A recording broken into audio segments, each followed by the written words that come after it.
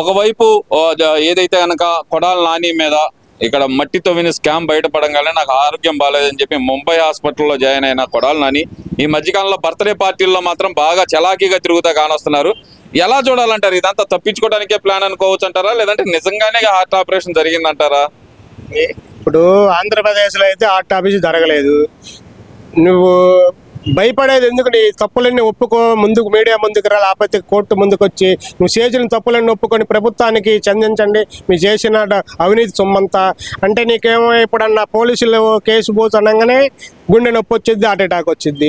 మామూలుగా అయితే నువ్వు పుట్టినరోజు పెళ్లి రోజులు అన్నింటిలో పాల్గొని ఎంజాయ్ చేస్తావా? మీ ఎక్కడికి వెళ్ళినా సరే నువ్వు ఏ దొంగే చాలేసినా మిమ్మల్ని వదిలే ప్రసక్తే లేదు.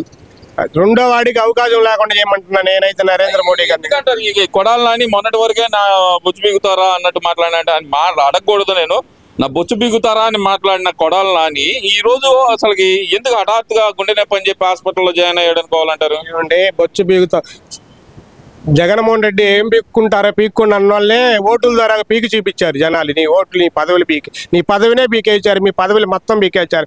ఏం పీక్కుంటారు పీక్కోమని చెప్పే కంటే మీ తప్పులన్నీ ఒప్పుకొని మీరు చేసిన అవినీతి అక్రమ ఆస్తులు మొత్తం గవర్నమెంట్ గొప్ప చెప్పి మీరు లొంగిపోండి. ఇంకనైనా నిన్ను ప్రభుత్వం క్షమించుద్ది, ప్రజలు క్షమించుతారు.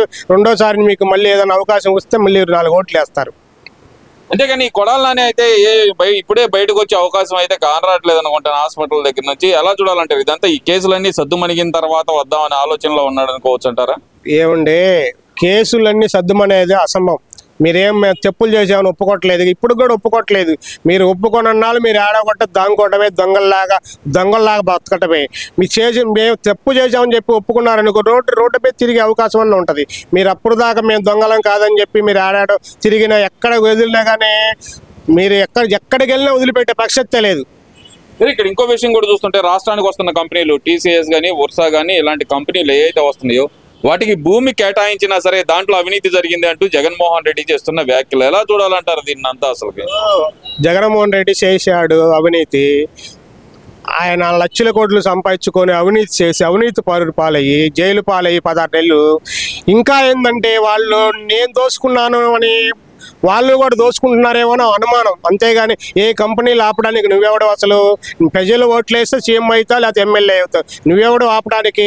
ఎవడు అడ్డుపడ్డా కానీ ఈ పరిశ్రమలను ఎవ్వరు ఆపలేరు. చంద్రబాబు నాయుడు అసలు కుర్రోళ్ళలాగా పరిగెత్తి మన రాష్ట్రానికి అభివృద్ధి చెందడానికి ముందు పరిగెత్తుతున్నాడు. పరిశ్రమ వాళ్ళని ఇలా తీసుకొచ్చి మొత్తం పెట్టుబడులు పెట్టండి, మా రాష్ట్రం అదొక పద్ధతి పాలైందని చెప్పి వేడుకుంటున్నాడు. అంతకని ఎవడు అడ్డం వేసినా ఎవడు ఏ మాటలు చెప్పినా ఎవడు ఇట్లాంటి సైకోలు ఎంతమంది అడ్డపడ్డా ఏ పరిశ్రమలను ఆపలేరు. మొత్తం వచ్చేసేదే రాష్ట్రం అభివృద్ధి 5 ఏళ్లలో సూపర్ గా పరిగెత్తుద్ది. రాష్ట్రం అభివృద్ధి చెందడానికి కాదు, చంద్రబాబు అభివృద్ధి చెందడానికి మాత్రమే ఇలాంటి కేటాయింపులు చేస్తున్నాడు, దోచుకుంటున్నాడు, మొత్తం వైజాగ్ ని దోచుకొని తింటున్నాడు అంటున్నాడు కదా మరి జగన్మోహన్ రెడ్డి. 5 ఏళ్లలో నువ్వేం చేసావు? ఒక్క పరిశ్రమ తెచ్చావా? ఏ పరిశ్రమ తెచ్చావు? నిన్ను చూసే భయపడ్డారు.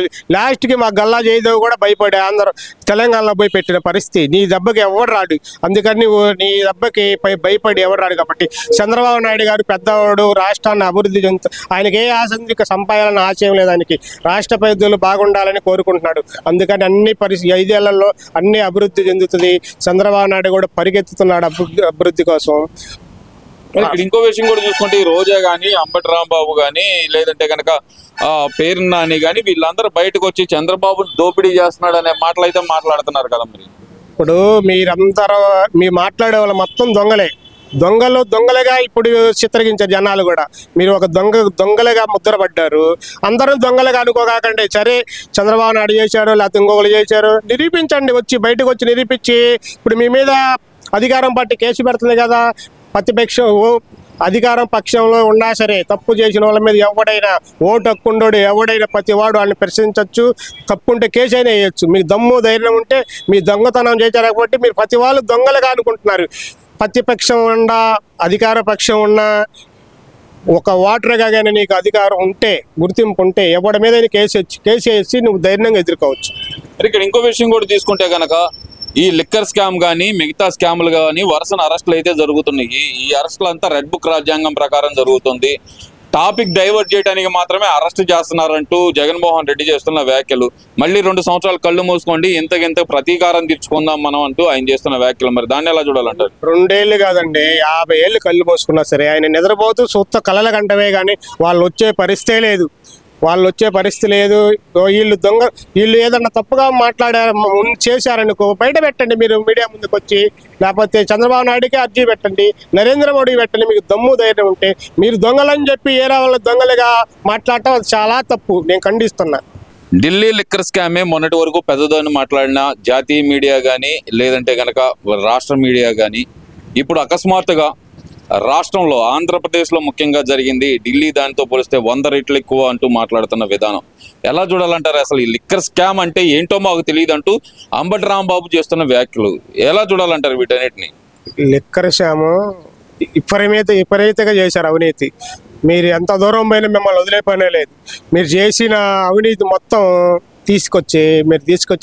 చేసిన అవినీతి మొత్తం తీసుకొచ్చి అక్రమాల అవినీతి మీరు నూకిన సొమ్ము మొత్తం మళ్ళీ ప్రభుత్వానికి ఒప్పచెప్పండి. మీరు దొంగలుగా చిత్రకించకుండా మంచిగా మీ తప్పు మీరు మారారని చెప్పి ప్రభుత్వం గుర్తించి అప్రూవర్గా మారాలి. ప్రభుత్వం కూడా సరేలే తప్పును క్షమించుద్ది ఒప్పుకుంటే. ఇక్కడ ఇంకో విషయం కూడా చూసుకుంటే కనుక ఈ లిక్కర్ స్కామ్ లో అరెస్టులు ఎక్కడ వరకు వెళ్తాయి అంటారు? ఇప్పుడు చూస్తే రాజ్ కసిరెడ్డి, దాని తర్వాత చూస్తే ఇంకో సజ్జల శ్రీధర్ రెడ్డి అంట. ఇప్పుడు మరి ఎక్కడ దాకా వెళ్ళే అవకాశం ఉందంటారు ఈ అరెస్టులన్నీ? ఏమండి ఎక్కడ దాకా ఢిల్లీ వరకు వెళ్తాయి, ఢిల్లీ గల్లీ అని వెళ్తాయి. ఎక్కడికి వెళ్ళినా సరే వాళ్ళని వదిలిపెట్టే పరిస్థితే లేదు. వాళ్ళని వదిలిపెట్టామనుకో దొంగలు ఇంకా తయారవుతారు. ఆంధ్రప్రదేశ్లో దొంగలు ఇంకా వీళ్ళని చూసి కొత్త వాళ్ళు కూడా నేర్చుకుంటారు. అందుకని దాని మీద ప్రభుత్వం బాగా గట్టి చర్య తీసుకొని కేంద్రం దాకా కూడా వెళ్ళి నరేంద్ర మోడీ దాకా కూడా వెళ్ళి రెండో వాళ్ళకి అవినీతి లేకుండా దాన్ని అరికట్టాలని చెప్పి నేను కోరుకుంటున్నాను చంద్రబాబు నాయుడు గారికి. జగన్మోహన్ రెడ్డి దగ్గరికి వచ్చే అవకాశం ఉందంటారా ఈ అరెస్టులు? జగన్మోహన్ రెడ్డి ఏంటండి, ఎవరైనా సరే జగన్మోహన్ రెడ్డి కాదు, వాళ్ళ అయ్య చేసినా సరే మొత్తం లాగాల్సిందే, బయటికి రావాల్సిందే. జగన్మోహన్ రెడ్డి కూడా మొత్తం రావాలి. ముందు జగన్మోహన్ రెడ్డి తొందరగా కేసులు 16 నెలలు జైల్లో ఉండగానే ఆయనకి ఇంకా బుద్ధి రాలేదు. ఇంకనైనా కానీ కనువిపోయి ఇప్పుడైనా మంచి పని చేద్దాం ప్రజలకని చెప్పి నువ్వు మంచి దారిలో నడిస్తే మాజీ ముఖ్యమంత్రిగా నిలిచిపోతావు. లేకపోతే సైకోలాగా తయారయ్యాడని చెప్పి సైకోగా ముద్ర పడిపోద్ది. ఇక్కడ ఇంకో విషయం కూడా చూసుకుంటే కనుక విజయసాయి రెడ్డి చేస్తున్న వ్యాఖ్యలు ఇప్పటి వరకు కొంతే బయట చెప్పాను, ఇక మొత్తం బయట చెప్పి బట్టలు ఉప్పదీసి నిలబెడతాను మిమ్మల్ని నడి రోడ్డులో అంటూ ఆయన చేస్తున్న వ్యాఖ్యలు ఈ వైసీపీ ఏదైతే కసిరెడ్డి రాజశేఖర్ రెడ్డి గురించి కానీ వైసీపీ నాయకుల గురించి కానీ ఎలా చూడాలంటారు ఇదంతా? ఏమయ్యా పెద్ద ఆయన విజయసాయి రెడ్డి, నీకు అన్నీ తెలుసు, జగన్మోహన్ రెడ్డి గురించి అన్నీ తెలుసు, మీ పార్టీ నాయకులకి మొత్తం తెలుసు, ఎవరే ఏ పనులు చేశారు, ఏ అరాచకాలు చేశారు మొత్తం తెలుసు. అంటే నీ దాకా వచ్చేదాకా నీకు తెలియలా. అంటే ఇప్పుడు నిన్ను ఇరికిచ్చాక నువ్వు దొరికిపోయాక మీ దొంగల మొత్తాన్ని నువ్వు బయట పెట్టాలనుకుంటున్నావు కాబట్టి పెట్టు. నువ్వు ఎక్కడ ఎవరు ఏం చేశారో మొత్తం పెట్టావనుకో, మొత్తం ఎటు నువ్వు ఇరుక్కున్నావు కదా, చేసిన తప్పులు మొత్తం బయట పెట్టు. మీ వాళ్ళ మొత్తాన్ని ఇరికి రెండో వాళ్ళకి భయం లేకుండా ఆ పార్టీ ఈ పార్టీ లేకుండా ఎవడు కూడా రెండో వాడు చేయడానికి భయపడతారు. ఆంధ్ర రాష్ట్రంలో బాగుపడుద్ది. మీలాంటి వాళ్ళకు మంచిగానే బయట పెడతారంటారా విజయసాయి రెడ్డి? తను దాకా వచ్చింది పెట్టబోతే అట్ట. ఇప్పుడు తను దాకా రానప్పుడు జగన్మోహన్ రెడ్డి దేవుడు రాముడు అని చెప్పి పొగిడాడు. ఇవాళ నీకు నీ ముట్టి కిందకి తడిచాక నువ్వు అందరి పేర్లు బయట చెబుతున్నావు. నీకు అన్నీ తెలుసు. జగన్మోహన్ రెడ్డి ఫ్యామిలీ గురించి, రాజశేఖర రెడ్డి ఫ్యామిలీ గురించి ఆంధ్రప్రదేశ్లో నీకుగా విజయసాయి రెడ్డి గారు నీకుగా తెలిసినట్టు ఏ నాయకుడికి తెలియదు, ఏ కార్యకర్తకు తెలియదు. మొత్తం నీకు తెలుసు వాళ్ళ గుట్టు మొత్తం. అందుకు కాబట్టి అరాజకాలు మొత్తం మళ్ళీ వాళ్ళు చేసిన తప్పులు గిప్పులు మొత్తం రెండో వాడికి అవకాశం లేకుండా నువ్వు చేసావనుకో, నువ్వు చేసిన తప్పు చేస్తే చెప్పు చేసినా ఒప్పుకున్నావు అనుకో, పెద్ద మనిషిగా నిలిచిపోతావు, నువ్వు మంచివాడిగా చిత్రీకరిస్తారు.